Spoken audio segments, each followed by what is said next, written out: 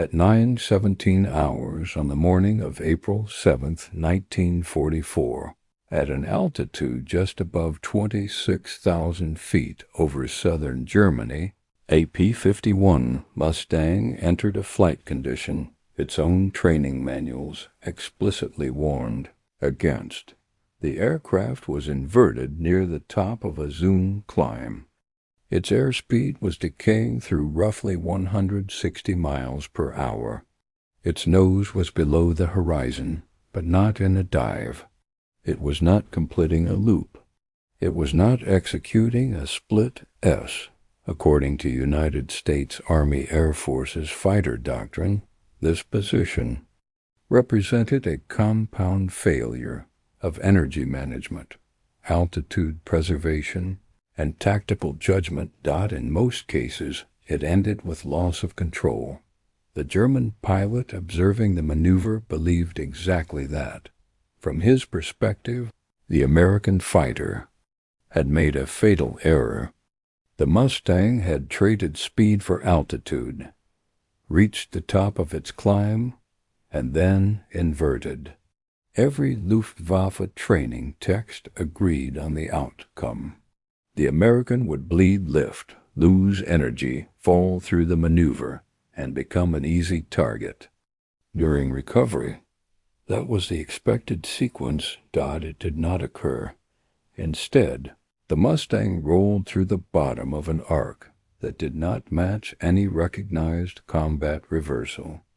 The aircraft remained controllable. The transition was smooth. The nose came through faster than anticipated. The American pilot emerged inside the German fighter's turn circle at a firing angle that should not have existed. Within seconds, one German aircraft was already falling. This outcome violated several assumptions that governed air combat in 1943 and 1944. Fighter doctrine on both sides was built around energy conservation. Speed was life. Altitude was stored energy. Inverting under power at altitude was considered reckless. Below 10,000 feet it was discouraged. Above that it was treated as suicidal. Training emphasized predictability because predictability reduced pilot error. The rulebook existed for a reason. Most pilots who improvised at the edge of the envelope died. The air war over Europe at this point was governed by rigid math. Bomber missions lasted 8 hours. Escorts operated at the limits of fuel range. German interceptors exploited altitude advantage and vertical maneuvering. They slashed through formations, fired heavy cannon, and climbed away before escorts could react. American fighters were trained to turn, to circle, to force engagement on horizontal planes. That agility cost time. Time cost fuel. Fuel limited. Escort depth. The bombers died alone, deeper, into Germany. Every briefing acknowledged this.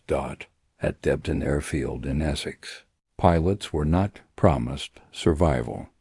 They were given coordinates, weather, fuel calculations, and expected loss rates.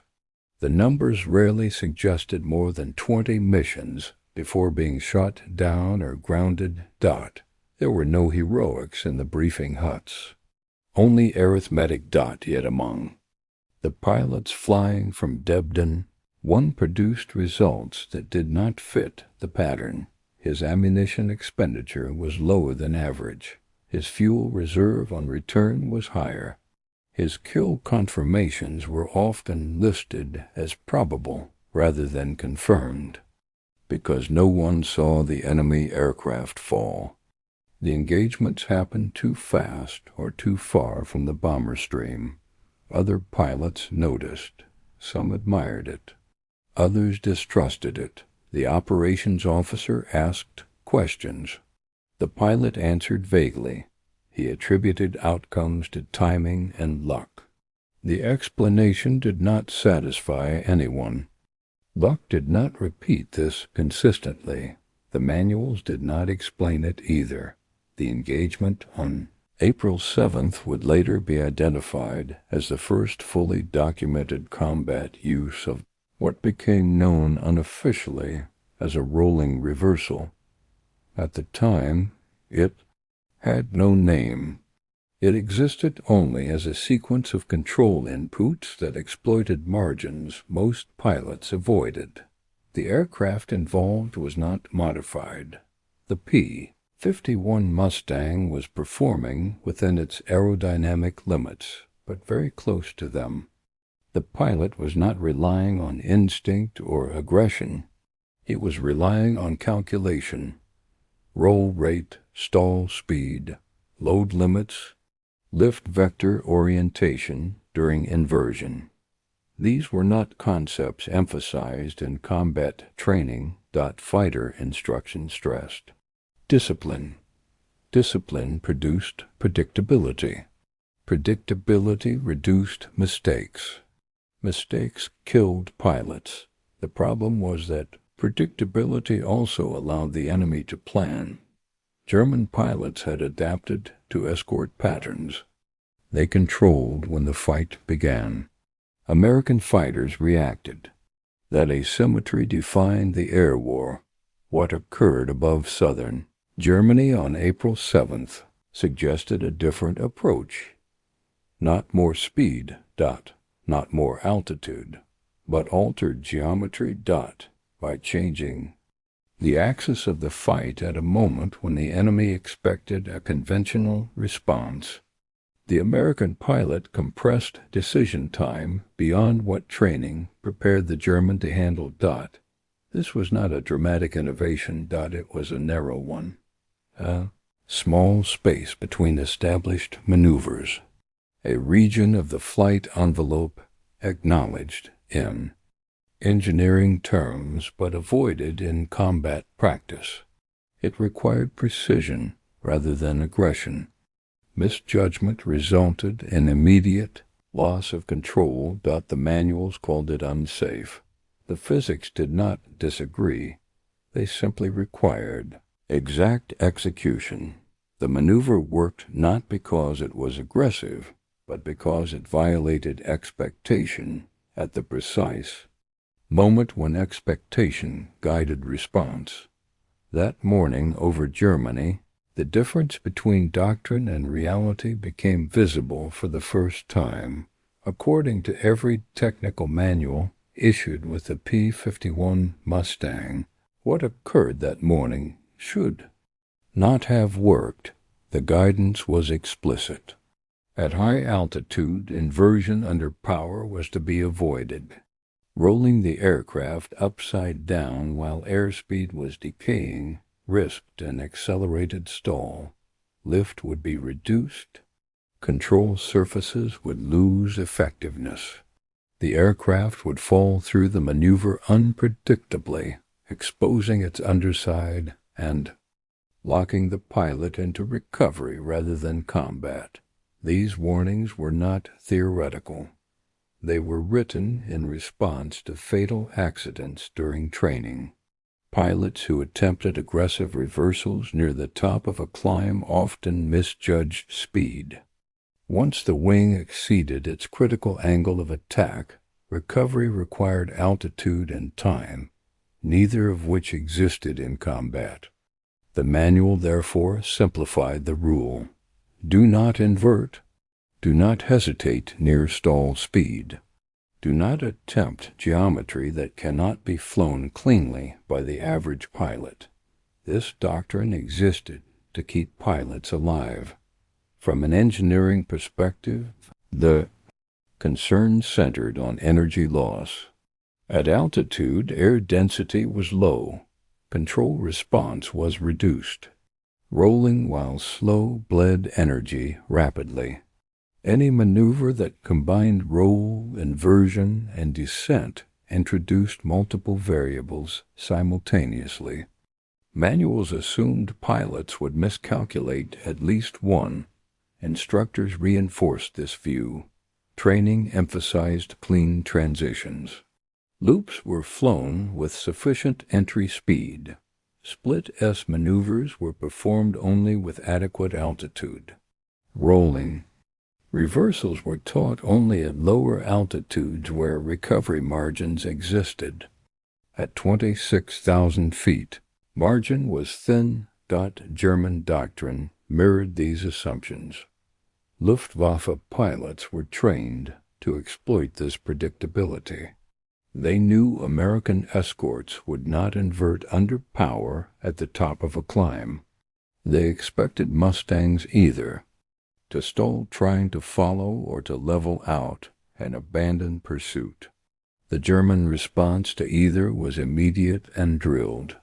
If the American stalled, he was finished. If he leveled out, the German extended away and reset the attack. The engagement geometry was stable. This stability defined the air war through early. 1944. German fighters attacked when they chose. American escorts reacted. The manual logic on. Both sides supported this pattern. What made the maneuver on April 7th difficult to accept was not its outcome, but its premise. The Mustang did not ignore physics. It operated within them. The roll did not create lift. It reoriented the lift vector. By keeping the aircraft near neutral pitch during inversion, the pilot avoided the sudden increase in angle of attack that caused most stalls. Gravity, rather than elevator input, initiated the descent. The roll rate of the Mustang was sufficient to complete the inversion before control degradation set in. The manuals warned against this sequence because it demanded precision. If the roll was too fast, the aircraft could snap. If too slow, the nose would drop steeply and speed would build uncontrollably. If the pilot pulled while inverted, the wing would stall immediately. Any of these errors were fatal. The manuals assumed such errors were inevitable. They were written for standardization, not exception. They prioritized survival of the average pilot across thousands of sorties. They did not accommodate edge cases flown by individuals who calculated rather than reacted. That difference mattered. From the German perspective, the maneuver was impossible not because it violated physics, but because it violated expectation. The inverted Mustang was assumed to be entering a loop or a split. The German pilot adjusted accordingly, altering climb angle to avoid the anticipated flight path. When the Mustang did neither, the Germans' response lagged. That lag was decisive. Air combat is not decided only by speed or firepower. It is decided by time. The time required to perceive, decide, and act. The rolling inversion compressed that window. It forced the German pilot to recalculate while already committed to a maneuver. By the time he recognized the error, geometry had shifted. The Mustang was inside his turn radius. This was why the maneuver appeared suicidal to instructors yet effective. In combat, treated safety margin for temporal advantage. It worked only if executed smoothly at a narrow band of speeds with no hesitation. The manuals discouraged it because they could not guarantee that level of execution. They were correct. A week later, a German ace attempted the same maneuver and misjudged it. His roll was too aggressive, his speed too low. The aircraft snapped, entered a spin, and crashed. American pilots witnessed the result. It reinforced the manual's warning. The maneuver was not safe, but safety was not the question being answered over Germany in 1944. The question was whether doctrine addressed the tactical problem. In this case, it did not. The maneuver worked. not because it broke physics, but because it exploited the narrow space between what physics allowed and what training forbade. That space was small, but on April 7th, it was enough. Second Lieutenant Charles McCoral did not arrive in England with a reputation. He arrived with a thin logbook and a face that made older pilots uneasy. He was 19 years old when he landed at Debden Airfield in March 1944, fresh from stateside training. No combat experience, no victories, no losses. He had not yet fired his guns in anger. To the men of the 4th Fighter Group, that mattered more than anything else. The 4th Fighter Group was not an ordinary unit. It had been formed from the Eagle squadrons, American volunteers who had flown with the Royal Air Force before the United States entered the war. These pilots had survived the Battle of Britain. They had fought over the Channel in Spitfires. They had learned air combat when mistakes were fatal and replacements were scarce. By 1944, they were hardened. They did not trust new arrivals, especially young ones. When McCoral stepped onto the airfield, mechanics looked at him and laughed. The squadron commander glanced at his paperwork and shook his head. Someone muttered that he looked like a boy sent to do a man's work. None of this was said to his face. It did not need to be. McCoral understood exactly how he was perceived. He did not argue. He did not boast. He listened. His background did not match his appearance. He had been flying since the age of 15. His father owned a small airfield in Pennsylvania. McCoral learned to fly before he learned to drive. He soloed in a Piper Cub as a teenager. Much of his time in the air had been alone. No instructor beside him. No formation to follow. This mattered. Solo flying taught patience. It taught anticipation. It taught pilots to think in terms of angles and energy rather than rules. McCoral learned to read the sky the way others read instruments. He developed a feel for lift, drag, and momentum long before formal training put names to them. When he entered Army Air Forces training, he performed well, but without drawing attention. He followed procedures. He passed evaluations. He did not stand out as reckless or aggressive. Instructors saw competence, not brilliance. His hours met requirements. His gunnery was adequate. His formation flying was acceptable. Nothing suggested innovation. What training did not measure was how he thought. At Debden, the atmosphere was bleak. Ground crews worked in cold drizzle, patching holes in aluminum skin, replacing hydraulic lines, scrubbing blood from cockpits.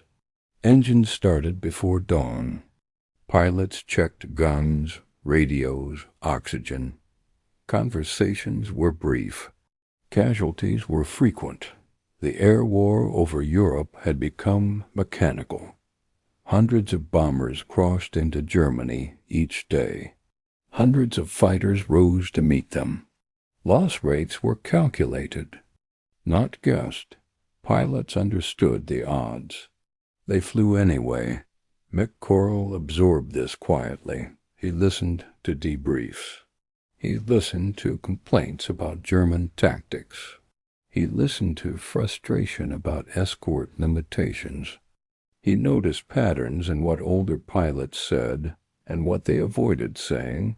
The problem was always the same. German fighters controlled the fight. They attacked from above. They chose when to engage and when to leave. American escorts reacted. They chased and bled energy. They fell behind the bombers. Doctrine acknowledged this, but offered only partial solutions. McCoral did not challenge doctrine openly. He asked questions instead.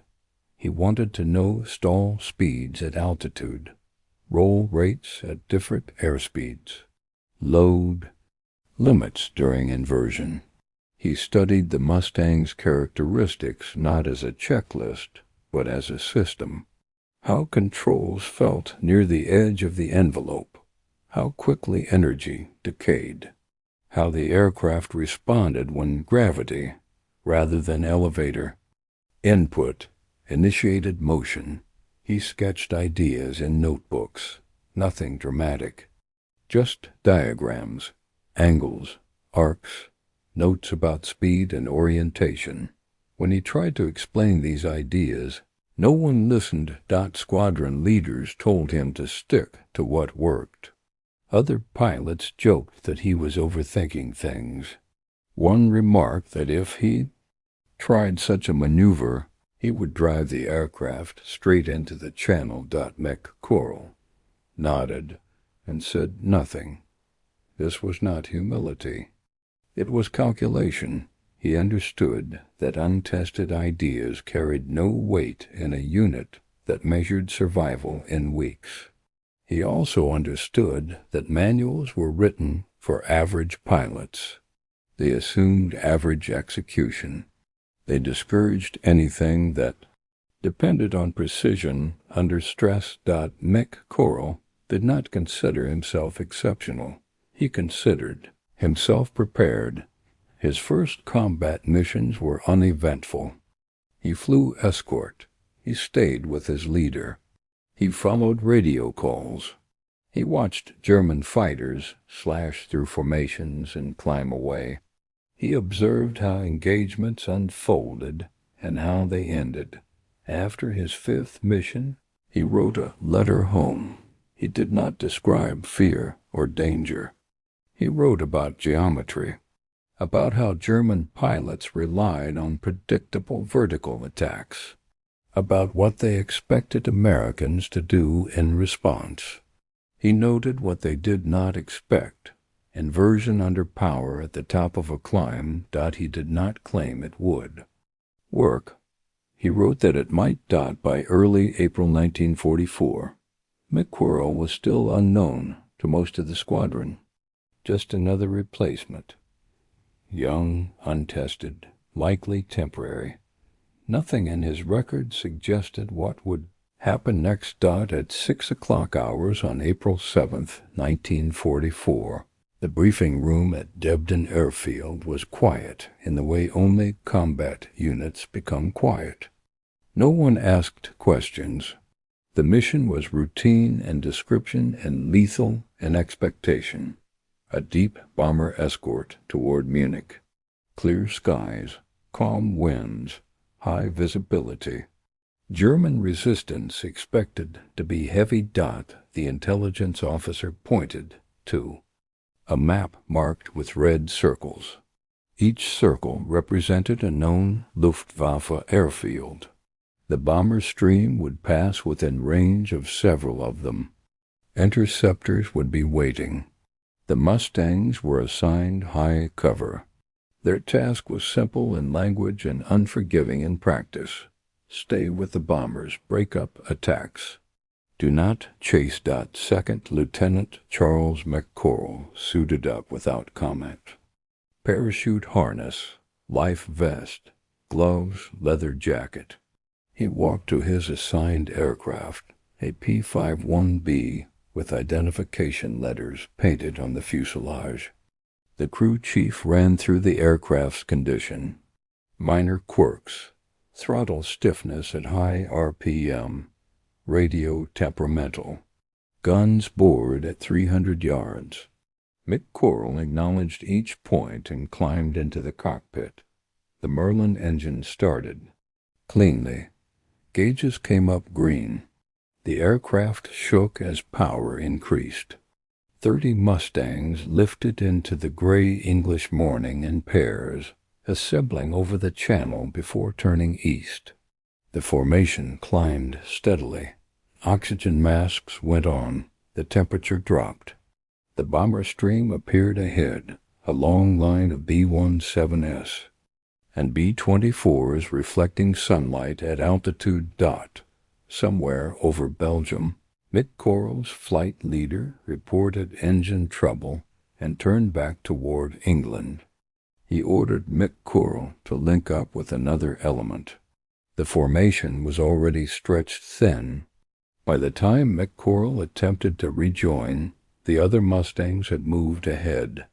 He was alone, flying alone over enemy territory, violated every tactical principle taught in fighter training. German pilots hunted stragglers. They worked in pairs. Altitude and surprise were their weapons. A lone Mustang was vulnerable regardless of speed. McCoral knew this. Turning back, however, meant abandoning the bombers. He stayed. He climbed to 25,000 feet above the bomber stream, scanning in disciplined patterns. Left, right. Above, behind, repeat. Flak began to burst around the bombers. Formations tightened. The first attack came from the north. 9 Focke-Wulf 190s dived out of the sun. Cannon fire tore into the bomber stream. A B-17 trailed smoke. The German fighters pulled out of the dive and began their climb. They had executed the attack exactly as Doctrine prescribed. McCoral was above them. He hesitated briefly. 9-1. Every calculation said to disengage. Then he rolled inverted and dove. The Mustang accelerated rapidly. 300 miles per hour, then more. The 190s grew in his gun sight. He selected the trailing aircraft and fired. The first burst missed. He corrected and fired again. Rounds struck the fuselage. Smoke poured from the engine. The German fighter rolled over and fell away. The formation scattered. McCoral did not slow. He slashed through the formation, firing at another 190 as it broke away. He saw strikes on the wing route, but did not wait to confirm.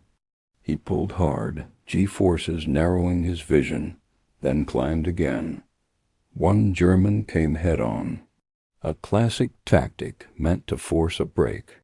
Both aircraft closed at combined speed exceeding 600 miles per hour.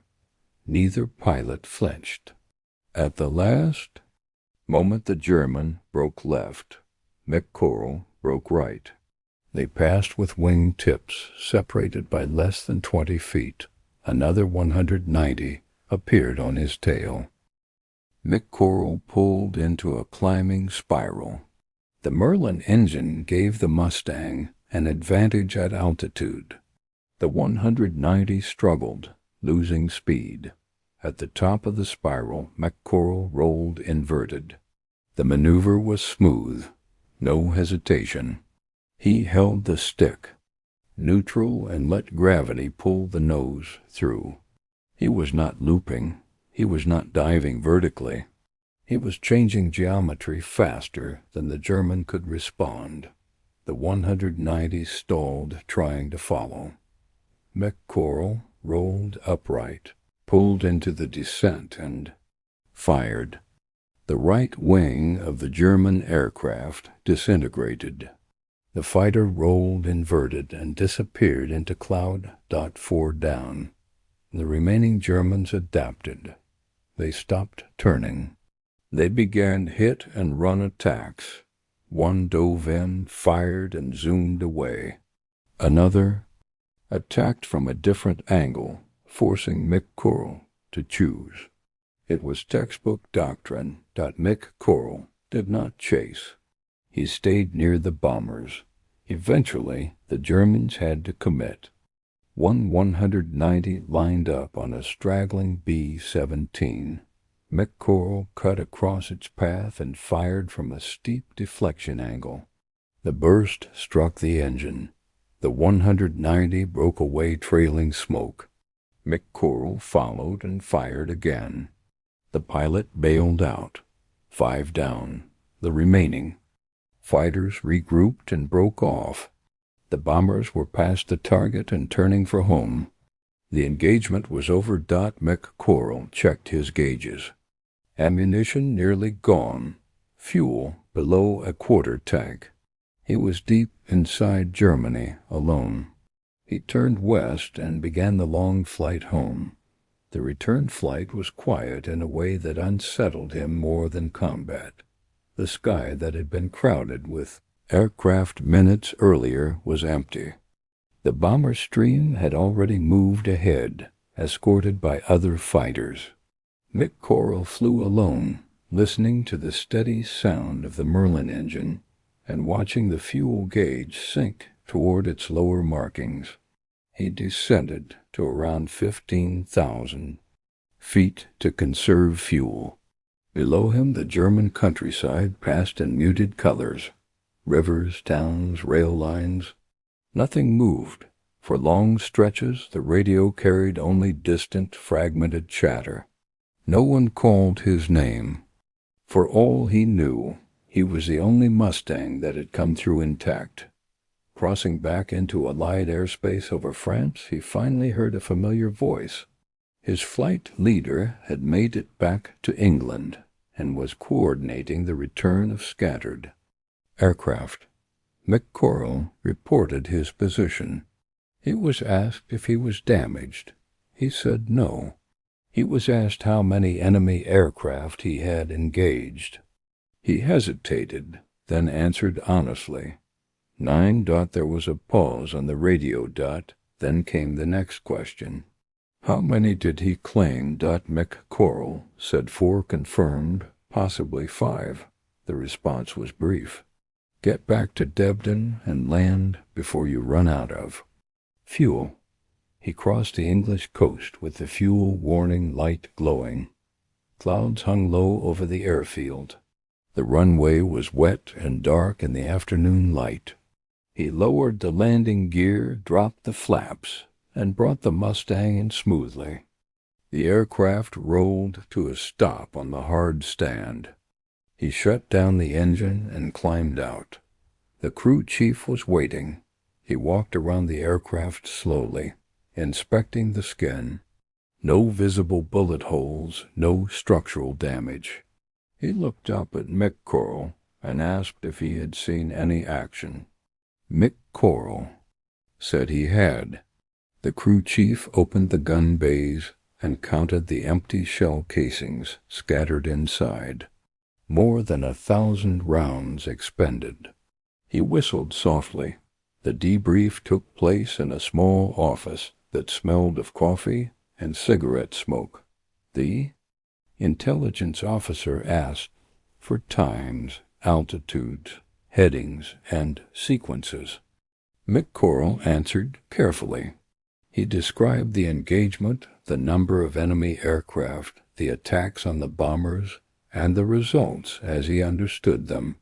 The officer took notes and asked clarifying questions. He said the gun camera footage would be reviewed. McCoral had forgotten about the camera. That evening, the film was developed and projected in the briefing room.